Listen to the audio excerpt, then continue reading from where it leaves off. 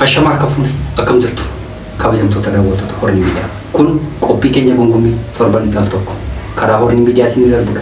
Qophii kanarratti keessumaa akka biyyaatti Oromoon ofiisaatti maal gongomu, walitti maal gongomaa jira, gidduu kan immoo maaltu gongomamaa jira kan jedhu torbanii isin dhiyeessina.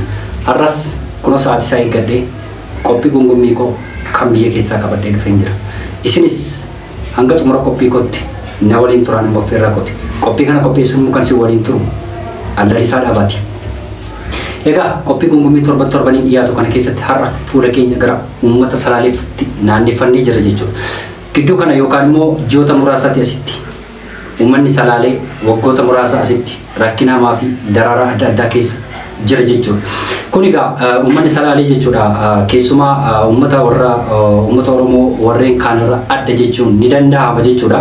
Maaliif waggoota muraasaatti asitti uummanni Salaalee qeessaaf qabeenya isaarraa hanga guyyaa har'aatti ajjeefamaa fi buqqaa otoo jiruuti gama mootummaatiin furmaata dhabuunsaa ammas uummata Salaalee biratti gongommii yookaan immoo yaada kan biraa kaasuunsaa waan hafe fakkaatu. Egaa qophii gongommii kana keessatti yookaan immoo uummata Salaalee har'aa kana keessatti egaa eenyutu uummata Salaalee buqqisaa jira, uummata Salaalee irratti eenyu rakkina adda addaa geessisaa jiraa fi sagalee uummata Salaalee immoo kan deebisuu dide eenyu kan jedhu qophii gongommii kana keessatti isinifan dhiyeessa jechuudha. Egaa qophii gongomii kana keessatti yookaan immoo uummanni Salaalee guyyaa har'aa yookaan immoo guyyoota muraasatti asitti keessumaa haala adda ta'ee fi hamma qalamuu fi hamma qeessaaf qabeenya isaarraa buqqa'ee hamma mootummaatti dhiyaatee yookaan immoo gaaffisa mootummaatti himatee gama mootummaatiin wanta deebii dhabee hamma hanga guyyaa har'aatti rakkinaa fi darara adda addaa keessa jira jechuudha. Kanaaf uummata Salaalee irratti rakkoo fi dararaa kan geessisaa jiru beekamaadha. Gama mootummaatiinis boqonnaa otoo hin argatiin, gama finxaaleyyi Amaaraatis boqonnaa otoo hin argatiin qabeenya isaa fi qeessaarraa buqqa'ee bakkoota garaagaraatti keessumaa qabeenyaaf qeessaarraa buqqa'u irra darbee hamma lubbuu isaa darbuu fi hamma gorra amootti gahee jira jechuudha. Gama mootummaatiin waan kun ilaalcha keessa galamee ilaalamuunsa hammas mootummaan kun kan Oromoodha nama jechisiisuu hin danda'u jechuudha. Maaliif uummanni achi keessatti guyyaa har'aa yookaan immoo guyyoota muraasatti lubbuun isaa qalame yookaan immoo dargaggeessi umurii 20 gadi yeroo gaallaa jedhanii yeroo isaan finxaaleyyiin Amaaraa kun qalanii gama mootummaatiin wanti amma ammaatti dubbatamee gadi bahee dubbatamee hin jiru. Keessumaa finxaaleyyiin Amaaraa kun xiyyeeffatanii keessumaa uummata Oromoo irratti xiyyeeffatanii kan isaan yeroo darbe irraa kaasee yeroo harkaa miila hidhanii yeroo isaan ibiddatti qabsiisanii gubaa turan ni mul'ata.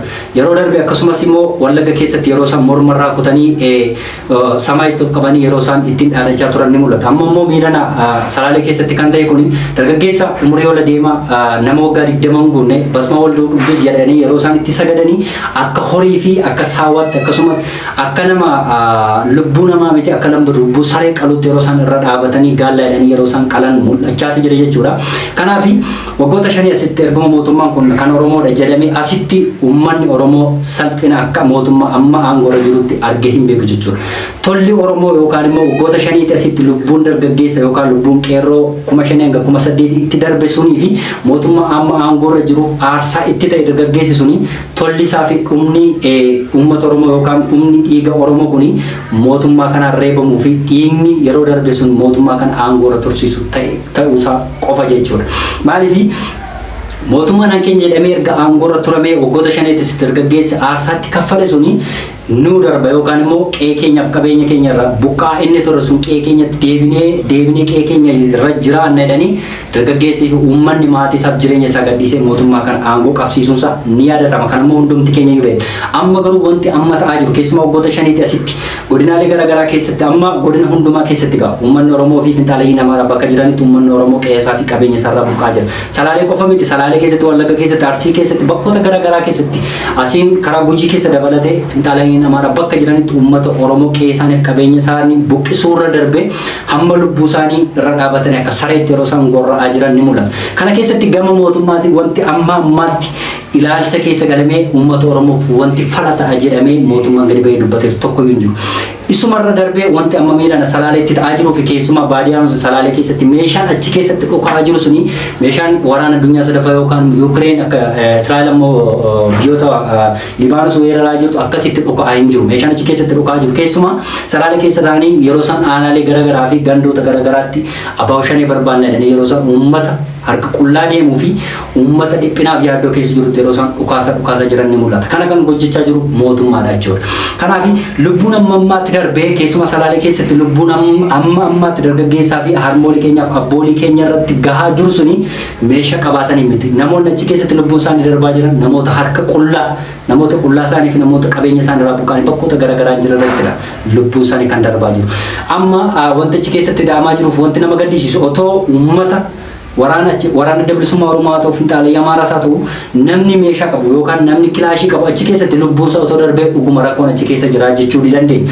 Amma namoota harka qullaa fi namoota waan baanneef namoonni jireenya isaaniif qabeenya isaanii irra buqqa'aniitu lubbuu isaanii darbaa jira. Isaan qabeenya isaanii qe'ee isaanii irra darbuu dadhabee isayyuu ta'uu dideetidha. Kilaashii fi meeshaa guddaatiin qabeenya isaanii irraa arga buqqa'anii booddee lubbuu isaanii darbaa jira jechuudha. Kana kan hojjetu gama finxaaleyyi Amaaraatiin boqonnaa argatanii qe'ee isaanii irra hin jiraanne gama mootummaatiin ilaalchi keessa galamee ilaalchi uummanni kun rakkoo qaba jedhee mootummaan fala achi keessatti uumuuf hin dandeenye jechuudha. Isumarra darbee achiin finxaaleyyi Amaaraatu uummata buqqisaa asiinii abaaboo shaniitti achi keessa jira abaaboo shanii qallabdanii uummata rakkinaa fi darara adda addaa keessuma lubbuun gidduu kan achi keessatti darbaa jiruu fi uummanni beelaaf daramaa jiru kuni waaqayyo waaqarra yoo jiraate imimmaan harmoolii fi abbootii achi keessa jiruu fi boo'icha isaan bu'aa jira waaqayyo haa barbaadu jechuun barbaada. Maaliifi aangoo fi bulchachuuf jedhanii yookaan immoo jireenya mataa isaanii gaggeeffachuuf jedhanii yeroo uummata achi keessa jiruu fi namoota lubbuu isaanii akkasitti dabarsanii fi irra ta'anii yeroo isaan akkasitti qalan mootummaan callisee ilaaluunsa wanta nama gaddisiisuuf wantatti namatti ulfaatudha jechuudha. Finxaaleyyiin Amaaraa xiyyeeffatanii lubbuu nama baasuu irratti kan isaan hojjechaa jiran. Salaalee qofa miti bakkoota garaagaraatti yeroo isaan lubbuu uummata Oromoo baasaa turanii mul'achaati ture irra deddeebiin waan haaraa miti jechuudha. Finxaaleyyiin Amaaraa uummata ajjeesuu yookaan akkasitti irra dhaabatanii qaluun kuni. Kanaaf gama mootummaatiin ilaalcha keessa galamee akkamitti ilaalamuu dadhaba.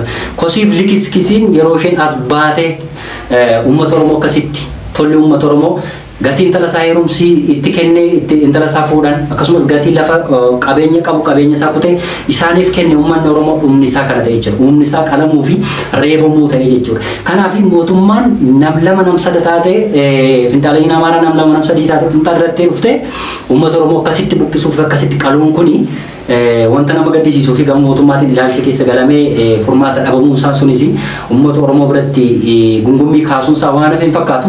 Kanaaf wanti amma ta'aa jiru keessumaatti wanti amma miilana Salaalee irratti ta'aa jiru bakkoota garaagaraatti uummanni bakkeewwan garaagaraa jiru gadi ba'ee falmachaa jira.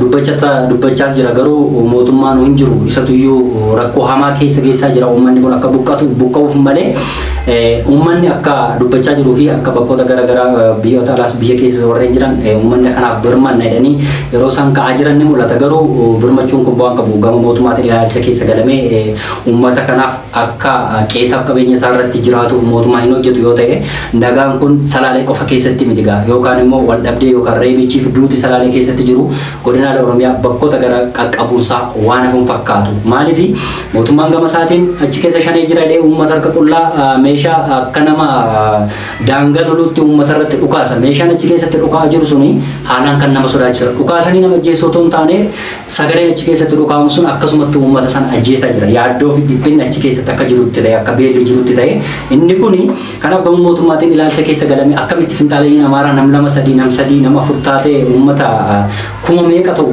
gandoota meeqaa fi aanaa meeqa achi keessa jiru buqqisti.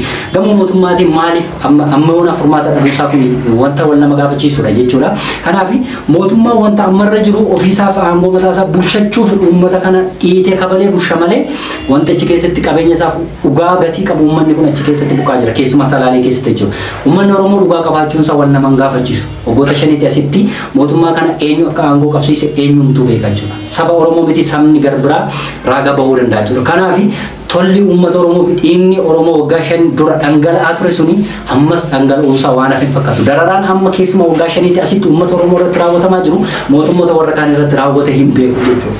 Kanaaf wanti nuti mootummaan Amaaraa aangorra jiru kun Oromoodha nama jechisiisuu hin danda'u. Maaliif erga Oromoon salphatee erga Oromoon qeessaa irratti qabeenya isaa irratti qalamee erga salphatee haati Oromoo erga gudeedamtee hin talaafaati bakka tokkotti erga gudeedamanii kan mootummaan jiramuu hin jiru nama jechisiisa.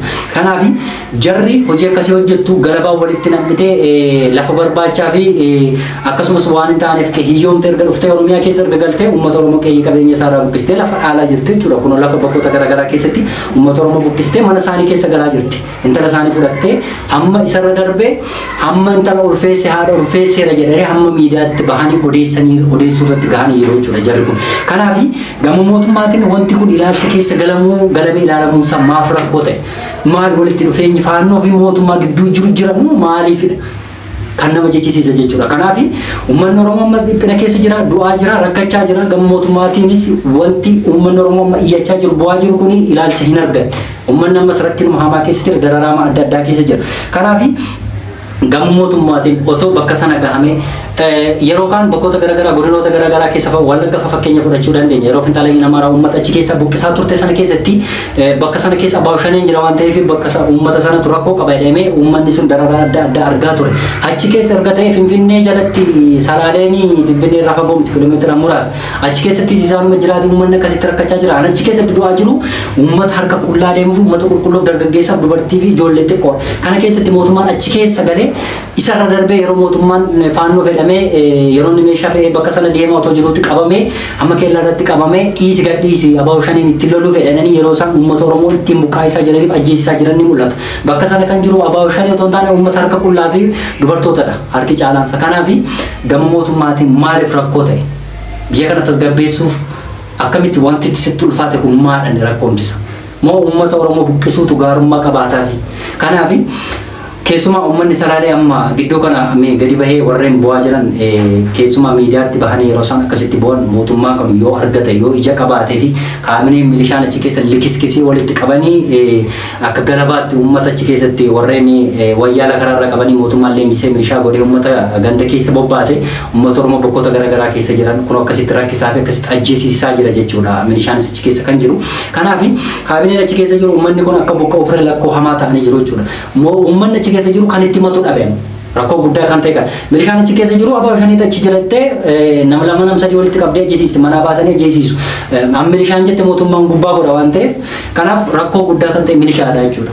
Nama abdii kutatee fi nama haamilee hin qabnee fi nama hin baranne achi keessa torbee lama leenjisee uummatatti bobbaasee uummata akka reebbitii miti akka nama cidii gara fuutu yookaan cidii reebuutti reebaa jirti jechuudha. Uummata ajjeesisaa jira jechuudha milishaan achi keessa jiru. Kanaaf gama mootummaatiin rakkoon hamaan achi keessa jiru karaa mootummaati jechuudha. Mootummaan biyya bushu jira taanaan uummata ganda tokko ganda lama ganda sadii akkamitti guyyaa lama guyyaa sadii keessatti waggaan haafuuti torbee tokko keessatti tasgabbeessuun akkamitti dadhabe. Uummanni milishaanii achi keessaa uummata akka barbaaddetti yoo rukutte yoo dhiitte faannoon nama lama sadii taate afur taate qumxaa irratti dhufte akkamitti uummata kumaataman lakkaa'amu achi keessatti buqqiste. Gama mootummaatiin ilaalcha keessa galamee wanti sun achi keessatti maaf tasgabbiitiin ilaalcha gaarii fi ilaalcha oromummaatiin ilaafe laameetiin maaf furamuu dadhaban. Hundumtuu aangoo mataasaaf faayidaa mataasaaf kalli hidhatee laga jirus kan achi keessatti uummata warra finxaaleyyiin Amaaraa sun gama mootummaatiinis hunduu Finfinnee keessa taa'ee Finfinnee bareechachuu qofa malee Finfinnee keessa jiraate veeyitii fi paraadoo qabatee fiiguurraa kan hafe uummanni godinaalee garaagaraa jiru keessumaa warreen baadiyyaa jiran rakkoo hamaa fi dararaa adda addaa raawwatamaa irratti jira jechuudha. Gama hidhatee gama mootummaatiinis haa ta'u gama qaama biraatiinis haa ta'u kan baadiyyaa keessa jiru dararaama adda addaa argaa jira uummanni jechuudha. Uummata Oromoof tokko kan hidhatee jiru kan illee hin jiru jechuudha. Kanaaf waggoota shaniitti asitti uummanni Oromoo kan qabsaa ture humni isaa kun boo'ichaa fi imimmaanii fi qalamuu ta'ee jechuudha. Kanaaf uummanni Salaalee rakkina hamaa keessa jira, dararaa adda addaa keessa jira. Amma gadi bahee iyyee gadi bahee boo'ee imimmaan isaanii harmeen keenya abbooliin keenya achi keessa jiran hamma harma isaanii waaqatti ol qabanii boo'anii fi imimmaan buusaa jiranii fi dhala isaanii wareegamee fi dhala isaanii qalame san hamma owwaallachuu dadhabamuu irratti gahamee jira. Salphinni kanaa olii immoo hin jiru jechuudha. Kanaaf mootummoonni darbana dararaa akka kanaa uummata Oromoo irratti hin geessin. Kanaaf uummanni Oromoo waggoota muraasa dura qabsaa ture mootummaan han Oromoo erga jedhamee aangootti fide salphinni kun narra gahaa otoo hin taane nuu darbaaf qabeenya keenyarraa fi qe'ee keenyarra jiraanna jedhee mootummaa kana aangoo qabsiisa malee dhumni keenya dhala keenya manaa baasee ofii keenya manaa baanee qe'ee qabeenya keenyarraa buqqaanee qalamna jedhanii miti dararaa adda addaa kan raawwachaa jira. Kanaaf gama mootummaatiin wanti kun qaama kamiyyuu haa ta'u qaama waraanas qaama lagaas qaama as Finfinnee jiraatee Finfinnee isa bareechatee Finfinnee taa'u osoo hin taane qaamni kamiyyuu haa ta'u adaraa kan nuti jennu dhaamsi keenya namni nagaa barbaadu jiru qaamni nagaa barbaadu jira taanaan qaama kamiin yoo ta'e walii galamee otoo uummata Oromoof harmoolii keenyaaf abboolii keenyaaf nagaan bu'ee namni qe'eesaaf qabeenya isaarra jiraatee gaarummaa qabaata. Kanaaf otoo nuti walii galtee qabaanne otoo nuti tokkummaa qabaanne akka Oromootti ummanni likiskisiin galabaan lama taate sadii ufte uummata Oromoo kumaan hin buqqistu turte. Kanaafi tokkummaan uummata Oromootti barbaachisan ture tokkummaan jedhamu sun ture tokkummaan amma ammaatti hin taane kun humni Oromoof tokkummaan Oromoo fi arrabni Oromoo fi wal dhabuun Oromoo suni humni isaanii gorra'amuu ta'ee jechuudha. Kanaafi gama mootummaatiin wanti amma Salaalee keessatti ta'amaa jiru otoo ilaalcha keessa galame uummanni Salaalee keessumaa qeessaarra buqqa'uurra darbee hamma bakka bultii dhabee fi hamma dhuffatee fi hamma dhalasaa of jalaa fuudhee wareegamuu irratti gahameera waan ta'eef gama mootummaatiin ilaalcha keessa galame otoo uummanni Salaalee boqonnaa argatee gaarummaa qabanatti fakkaata. Gama mootummaatiin otoo ilaalcha keessa galame irra deddeebiin kan nuti jennu. Kanaaf qaamonni garaagaraa bakkeewwan garaagaraa jirtanii uummata Salaalee qeessaarra buqqa'eera qabeenya isaarra buqqa'eera waan ta'eef sagalee isaas akkasumas immoo namoota beelee fi namoota keessaan irra buqqaan sana dandamachiisuun dhaamsa keenya. Egaa kabajamtoota daawwattoota Horni Miidiyaa qophiin gungummii kooraa uummata Salaalee qe'ee fi qabeenya isaanii irraa buqqaanii dararaa fi dhiphina akkasumas qe'ee fi qabeenya isaanii irraa buqqaanii ammas lubbuu dhala isaanii dhabanii hamma sadarkaa awwaalamuu yookaan immoo dhalli isaanii qalamee hamma awwaalcha dhabuu fi saree fi allaattiin bakkeetti nyaaturra gahamee jira keessumaa mootummaa amma aangoorra jiruun jechuudha. Kanaafi salphinni Oromoon argee akka seeraa fi safuu Oromoo yookaan aadaa Oromoo keessatti namni lubbuunsa darbee erga awwaalamee booddeellee reeffumti yookaan immoo awwaalchi namicha sanaallee kabajuu guddaa qaba akka seera Oromootti irraa gorameetu darbe jechuudha. Kanaafi uummanni Oromoo bakkeewwan garaagaraa jiru dargaggeessiif qeerroon akkasumas harmoonni keenya fi abboonni keenya bakkoota garaagaraatti lubbuun isaanii darbaa jira keessumaa Salaalee keessatti uummanni Oromoo bakkeewwan garaagaraa jirtan birmadhaafiin dhaamsa kooti. Qophii koo gungummii koo har'aa kan hanga ammaatti daawwataa turtan ture. Qophii kana qopheessuun immoo si waliin kan ture Haleellaa Dhaabaati. Qophii Horni Miidiyaa waliin immoo turtii gaarii qabaadha.